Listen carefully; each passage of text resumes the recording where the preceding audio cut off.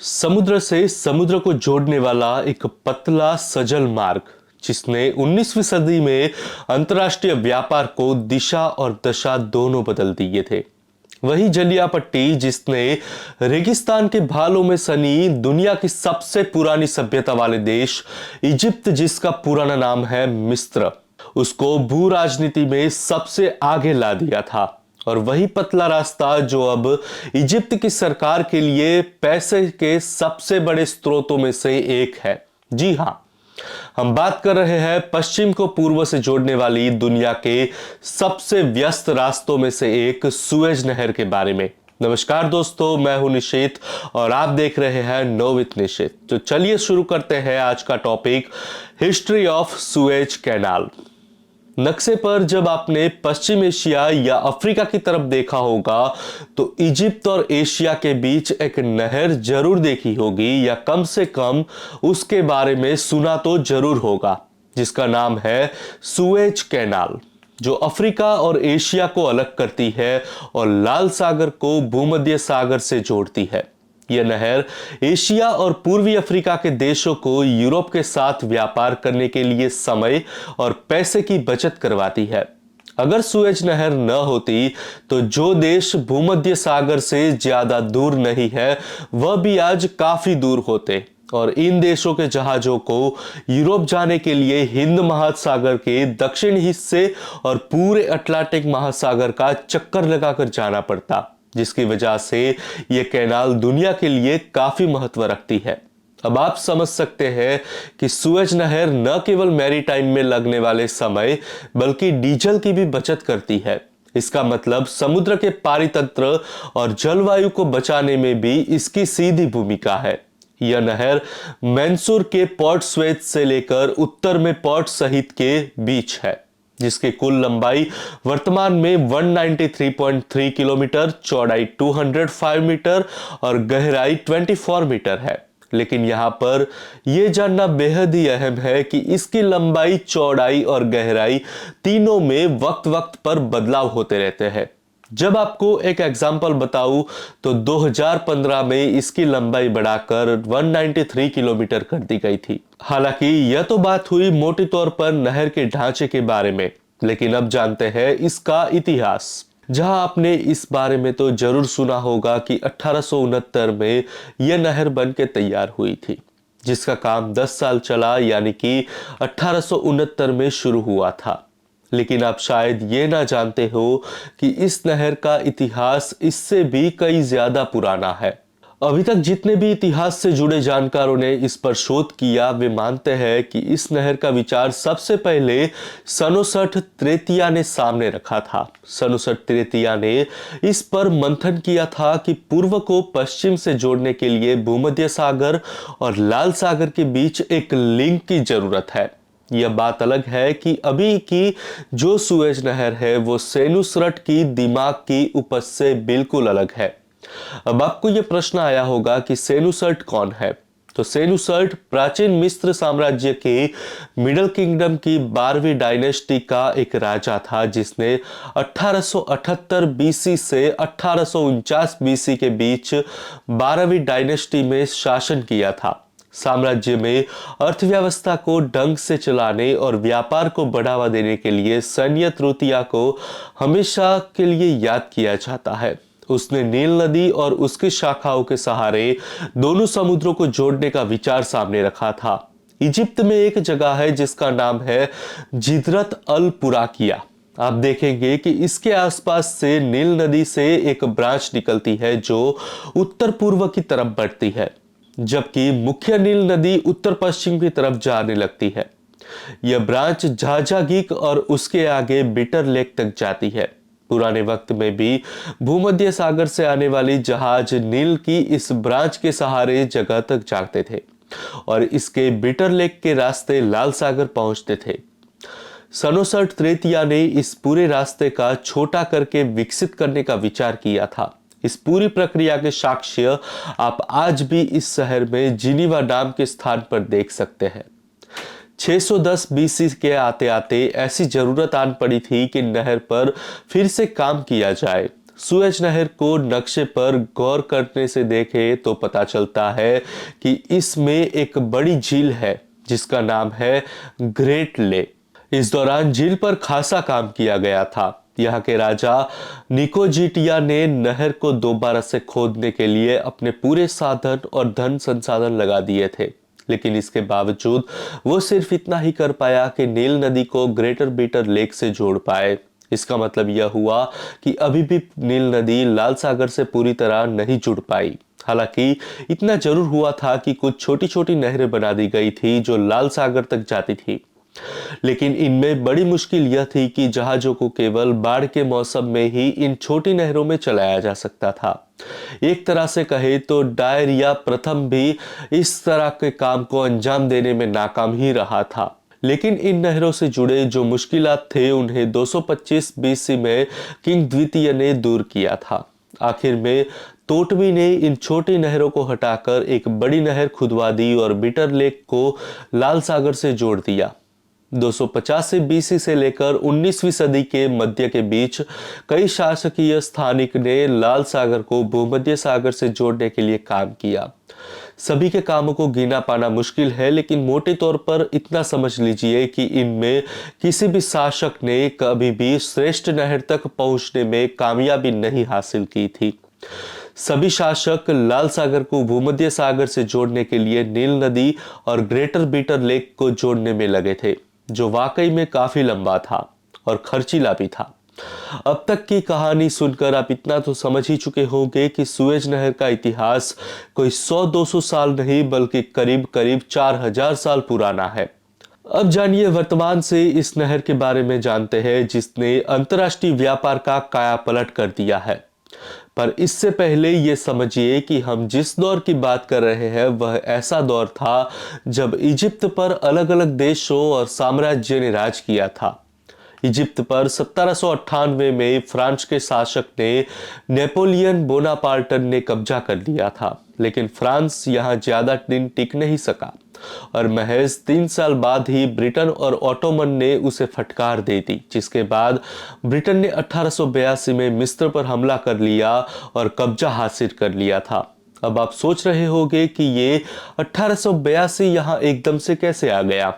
इसका ताल्लुकात भी आप समझेंगे, लेकिन कुछ देर बाद जब हम बात करेंगे इस नहर के राष्ट्रीयकरण की। लेकिन पहले यह समझिए कि उस समय फ्रांस और ब्रिटेन अलग अलग मोर्चों पर संसाधनों पर कब्जे को लेकर लड़ रहे थे। दरअसल सुएज नहर का निर्माण कोई भले मन से ना किया गया था, बल्कि यहाँ उनका अपना मतलब था। जहां यूरोपीय देश एशिया और अफ्रीका के बीच व्यापार को रफ्तार देना चाहते थे, लेकिन इससे भी अहम था अफ्रीका और मिडल ईस्ट से निकलने वाले प्राकृतिक तेल को यूरोप तक किस तरह छोटे और सस्ते मार्ग से पहुंचाया जाए। साथ ही बड़ी चालाकी से इजिप्त सरकार को अपने जाल में फंसा लिया था। कंसेशन में तय हुआ कि इसकी पूरी अवधि 99 वर्षों की होगी और इसके बाद इजिप्त की सरकार का ही इस नहर पर हक होगा। लेकिन इस दौरान मिस्र सरकार को कंपनी के प्रॉफिट का सिर्फ 15% ही मिलेगा। अब आप समझिए कि जमीन मिस्र की, पानी उनका, संसाधन भी उनके, लेकिन कमाई कोई और करे और पैसे कहीं और जाए।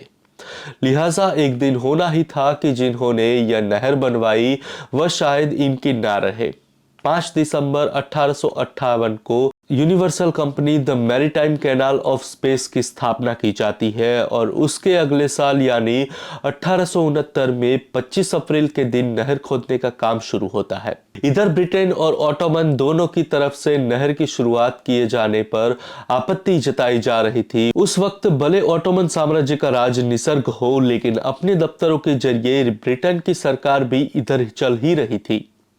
लेकिन आपत्ति जताने की वजह यह थी कि ब्रिटेन को लगने लगा था कि इसमें वो बाजी मार चुका है और उसे आगे फ्रांस से बड़ी चुनौती मिलने वाली है। 1862 तक आते आते समुद्र का जल इस्माइलिया के पास सुएज नहर के बिल्कुल बीचों बीच स्थित टिमसाह झील में मिल चुका था। 1869 में कोर्ट सईद और दक्षिण में कोर्ट सुएज को जोड़ दिया गया था। इस तरह 18 अगस्त 1869 को, यानी पूरे 10 सालों की मेहनत के बाद, स्विस कंपनी ने दुनिया को वह तोहफा दिया जिसका विचार सेनोसर ट्रीटी ने किया था। तोहफा इतना बड़ा था कि इसके उद्घाटन के लिए एक बड़ा जलसा किया गया। 17 नवंबर के दिन एक बड़ा समारोह होता है जिसमें यूरोप और अलग अलग देशों के लगभग 6000 मेहमान शामिल हुए। व्यापार जगत के लिए उस वक्त के लिए यह इतनी बड़ी उपलब्धि थी कि एक भूगोलवेत्ता ने इसे हमेशा के लिए पल्स ऑफ इजिप्ट घोषित कर दिया, जो बाद में सही भी साबित हुआ। आपको अगर ध्यान हो तो कुछ देर पहले जिक्र किया था कि सुएज कंपनी जब बनाई गई थी तब उसका कुछ हिस्सा सैयद बादशाह यानी उस वक्त के ऑटोमन शासक के पास भी था। 1875 आते आते इजिप्ट अपनी अंदरूनी वजहों से आर्थिक रूप से इतना कमजोर हो चुका था कि उसे अपना हिस्सा बेचना पड़ा। हिस्सा बेचा भी तो किसको? ब्रिटेन को। अब सोचिए, जो ब्रिटेन इतने अरसे से घात लगाए बैठा था कि उसने तो मन की हो गई थी। वहीं दूसरी तरफ कंपनी के वार्षिक मुनाफा का 15% हिस्सा जो इजिप्ट सरकार को दिया जा रहा था, उसे भी इजिप्ट ने सरेंडर कर दिया। और बेचा किसको? फ्रांस के एक बड़े बैंक क्रेडिट फ्रांसियर दे फ्रांस को, जिसकी कुल कीमत थी 22 मिलियन फ्रैंक। इजिप्ट की सरकार को शायद पता नहीं था कि वह चंद पैसों के लिए कितने बड़े जाल में फंस चुकी है। यह सब होने के बाद अब इजिप्ट सरकार को उनकी सरजमी पर बनी संपत्ति पर हक नहीं रह गया। हक था तो सिर्फ यूरोप के दो बड़े देश फ्रांस और ब्रिटेन के पास, जो कि 56% हिस्सा था फ्रांस के पास, तो ब्रिटेन की हिस्सेदारी थी 44%। अब ऐसा कैसे हो सकता है कि यूरोप के इन दो देशों के बीच की जो लड़ाई दुनिया के हर कोने में चल रही थी, वह लड़ाई इजिप्ट की जमीन पर ना हो? लड़ाई केवल नहर पर हक की नहीं थी। असल वजह थी अफ्रीका और पश्चिमी एशिया के तेल को यूरोप पहुंचाना। ब्रिटेन तो मानो नहर पर पूरा कब्जे की पूरी तैयारी कर रहा था। वक्त ने उसका जैसे साथ भी दिया हो। 1879 से 1882 के दरमियान इजिप्ट में गृह युद्ध जैसा हालत था, क्योंकि इजिप्ट पर उस समय शासन कर रहा था ऑटोमन राजतंत्र। वहीं दूसरी ओर फाइनेंशियल कंट्रोल पूरी तरह फ्रांस और ब्रिटेन के हाथों में था। हालात इतने खराब हो चले थे कि यहाँ के एक फौजी कर्नल अहमद उर्बी ने ही विद्रोह छेड़ लिया। कर्नल अहमद एक राष्ट्रवादी था जो चाहता था कि इजिप्ट की धरती पर न तो ऑटोमन और न ही कोई यूरोपीय शक्ति शासन करे। इस विद्रोह को कहा जाता है पूर्वी रिवॉल्ट। खैर, यह विद्रोह इजिप्ट के लिए नुकसान देने वाला ही साबित हुआ। ब्रिटेन ने बड़ी ही आसानी से यहाँ की सेना को मात देकर इजिप्ट को अपने कब्जे में ले लिया। अब इजिप्ट पूरी तरह ब्रिटेन का एक उपनिवेश बन चुका था। इसके बाद वही हुआ जिसके बारे में हम पहले बता चुके हैं। ब्रिटेन ने सुएज कैनाल कंपनी, जो कि एक फ्रांस की कंपनी थी, उसकी सभी सुविधाओं को रोक दिया और एक समय के लिए इस नहर से किसी भी जहाज के निकलने पर पाबंदी लगा दी। अब आप समझ जाइए कि नहर पर नियंत्रण को लेकर लड़ाई यूरोप पहुंच चुकी थी। इजिप्ट को तो आप कुछ वक्त के लिए भूल ही जाइए, क्योंकि यूरोप के देशों को यह बात गले से नहीं उतर रही थी कि आखिर ब्रिटेन का ही इस पर हक कैसे हो सकता है।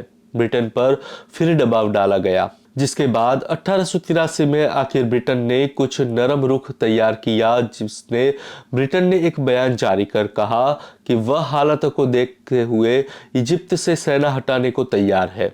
ब्रिटेन इस बात के लिए राजी हो गया कि अब यूरोप की बड़ी शक्ति के बीच इस नहर को लेकर एक समझौता किया जाना चाहिए। 1885 में इसका एक खाका बनाया गया कि चलिए बैठकर बात करते हैं। आखिर अक्टूबर 1888 के दिन तुर्की के कुस्तुतुनिया, जिसका अब कते तांबुल है, वहां एक कन्वेंशन हुआ। इसे कॉन्स्टेंटिनोपल कन्वेंशन कहते हैं। बैठक में France, Austria, Hungary, Spain, Britain, Italy, Netherland, रूस और तुर्की जैसे यूरोप की बड़ी शक्तियां शामिल थी। अजीब बात यह है कि इजिप्ट की तरफ से इसमें किसी को नहीं बुलाया गया। इजिप्ट एक ऑटोमन साम्राज्य का स्टेट था, वहां सुएज नहर बनाई गई। कन्वेंशन में यह देश इस बात पर राजी हुए कि चाहे व्यापार का मसला हो या फिर युद्ध का, सुएज कैनाल सभी देशों के लिए हमेशा खुली रहेगी। साथ ही यह भी तय किया गया कि इस कन्वेंशन का पालन हो रहा है या नहीं, उसकी देखरेख की जिम्मेदारी निसर्ग के एजेंट की होगी। नहर के बनने और उस पर नियंत्रण को लेकर अब तक की चली खींचतान आप देख चुके हैं।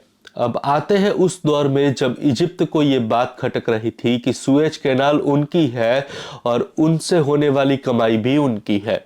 हालांकि यह सब हासिल करना उसके लिए आसान नहीं था। इजिप्त भी ब्रिटेन के कब्जे में था, लेकिन 1922 में ब्रिटेन ने इजिप्त को आजाद घोषित कर दिया था। हालांकि उसने इजिप्त के अधिकांश शहर से और कैनाल से सेना को नहीं हटाया था। कैनाल को अपने अधिकार में लेने के लिए इजिप्त को आजादी के बाद भी लंबा इंतजार करना पड़ा। अब इस देश को जरूरत थी नासिर जैसे राष्ट्रवादी नेता की, जहां गमल अवदेश इजिप्त की सेना में एक कर्नल की रैंक के अधिकारी थे। 1954 में सैन्य शासन के तहत उन्होंने सत्ता हासिल की। इसके बाद 1956 में चुनाव जीतकर मिस्र के राष्ट्रपति भी बने।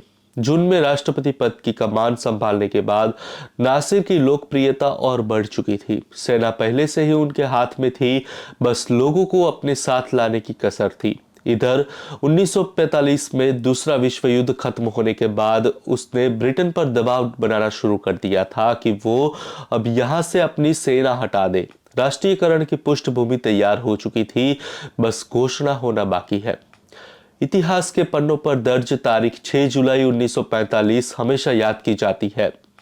इस दिन राष्ट्रपति अवधेश गमल नासिर अलेक्जेंड्रिया में एक भाषण दे रहे थे। इसी भाषण में उन्होंने सुएज नहर को राष्ट्र के हवाले कर दिया। सुएज के राष्ट्रीयकरण की सबसे बड़ी वजह थी अस्वान बांध। इजिप्त में चूंकि पश्चिमी ताकतों का प्रभाव ज्यादा था, इसलिए नासिर को उन्हें काउंटर करने के लिए सोवियत संघ की जरूरत थी। नासिर के रिश्ते रूस के साथ मजबूत हो रहे थे। इधर अमेरिका और ब्रिटेन ने पहले ही आसमान बांध के निर्माण के लिए फंड करने को मना कर दिया था। ऐसे में नासिर के पास एक ही रास्ता था कि वो रूस से मदद ले। बस मौका देखते ही उसने राष्ट्रीयकरण की घोषणा कर दी और इसमें वजह बताई गई कि हमें अस्वान बांध के लिए पैसों की जरूरत है और इसकी पूर्ति हमें नहर से मिलने वाले टोल टैक्स से ही होगी। इसके लिए एक अथॉरिटी बनाई गई जिसका नाम है Suez canal authority. Suez canal में इसी की देखरेख में काम करती रही। यह बात सही है कि एक झटके में राष्ट्रीयकरण तो कर दिया, लेकिन इसे अमली जामा पहनाया जाना मुश्किल था और राष्ट्रपति नासिर भी इस बात से वाकिफ थे। घोषणा के साथ ही वर्ल्ड बैंक और यूरोप के प्रतिनिधि कॉन्स्टेंटिनोपल की संधि में शामिल हुए थे। इजिप्त को अब पहले कंसेशन की दुहाई दी जाने लगी और कार्रवाई की बात की गई। इधर नासिर को भी डर था कि कहीं सुएज नहर युद्ध का अखाड़ा ना बन जाए, इसलिए इजिप्त ने पहले ही ब्रिटेन और फ्रांस को हर्जाना देने की बात कह दी थी। लेकिन ब्रिटेन और फ्रांस पहले से मन बना चुके थे। अब आप यह तो देखिए कि जो ब्रिटेन और फ्रांस पहले आपस में लड़ रहे थे, वो इजिप्त के लिए एक हो गए थे और तो और स्थानीय उभरती ताकत इजराइल भी इसमें कूद पड़ा था। इजराइल ने ही सबसे पहले इजिप्त पर हमला किया था, लेकिन यह समझने की कोशिश कीजिए कि इजराइल का कोई लेना था ना कोई देना था, तो फिर वह इसमें शामिल क्यों हुआ। इजराइल की दक्षिणी सीमा हक्काबा की खाड़ी से लगती है, जहां इजराइल को लाल सागर तक पहुंचने के लिए आकवा के दक्षिण में मौजूद सीधे तिरानवे से निकलना पड़ता था। लेकिन यह हिस्सा सुनाई प्रायद्वीप से सटा हुआ था और इस पर कब्जा कर रखा था इजिप्त ने।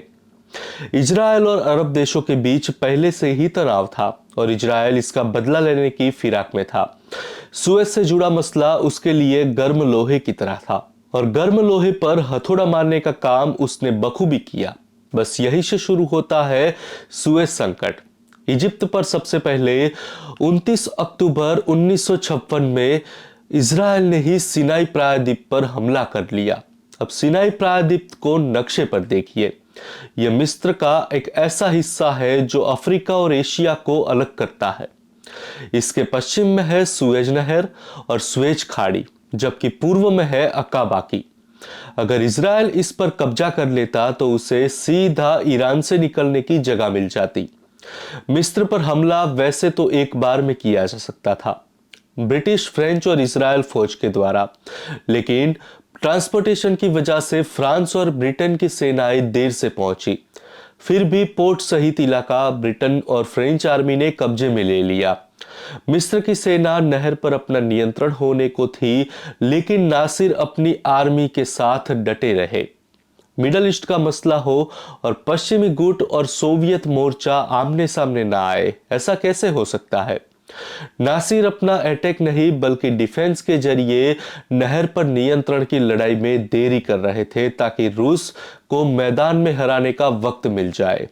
इधर सोवियत संघ रूस भी इस फिराक में था कि वह मिडल ईस्ट में अपना दबदबा कायम कर श्वेत संकट पैदा कर सके, जहां उसके लिए भी एक मौका था। उसने मिस्र की सेना को हथियार और गोला बारूद पहुंचाने में देर नहीं की। साथ में कूटनीतिक मोर्चा संभाला सोवियत नेता ने। उन्होंने यूएनएससी में श्वेत संकट को खत्म करने का दबाव बनाकर खुशियों ने कड़े लफ्जों में धमकी दी, जहां उन्होंने कहा कि अगर ब्रिटिश, फ्रेंच और इजराइल की सेना वक्त रहते पीछे नहीं हटती है तो सोवियत रूस पश्चिमी देशों पर परमाणु हमला करने में बिल्कुल देर नहीं करेगा। इसके जवाब में अमेरिकी राष्ट्रपति डी आइजनहोवर ने सोवियत पर प्रतिबंध लगा दिए। 4 नवंबर को यूएन ने भी फरमान जारी कर दिया कि ब्रिटेन ने हमले में अगर इजिप्ट के लोगों को नफा नुकसान होता है तो उस पर प्रतिबंध लगा दिया जाएगा। इसे देखते हुए ही ब्रिटेन के आर्थिक रिजर्व में कमी आने लगी थी। आर्थिक जगत में प्रतिबंधों को लेकर देश पैनिक होने लगे थे। इधर डी आइजनहोवर ने आईएमएफ पर दबाव डाला कि वह ब्रिटेन को किसी भी तरह की आर्थिक मदद ना दे, जिसके बाद ब्रिटेन आर्थिक मोर्चे पर कमजोर हो चुका था। तो आज के लिए बस इतना ही, जहां आज के इस वीडियो में आपने दुनिया के महत्वपूर्ण मानी जाने वाली सुएज कैनाल के इतिहास और उससे जुड़े हुए युद्ध के बारे में जाना। अगर आपको हमारा आज का ये वीडियो पसंद आया है तो वीडियो को लाइक और शेयर करें और अपने सुझाव कमेंट बॉक्स में जरूर लिखें, ताकि आगे और भी बेहतर तरीके से हम आपको वीडियोस प्रोवाइड कर सके। और ऐसे ही वीडियो की अपडेट्स के लिए हमारे चैनल को सब्सक्राइब करें और बेल आइकॉन दबा दीजिए। आगे ऐसे ही बेहतरीन वीडियोस आपके लिए हम लेकर आते रहेंगे आपकी अपनी यूट्यूब चैनल में, जिसका नाम है know with Nishit, empowering minds, unveiling truths. जय हिंद, जय मां भारती।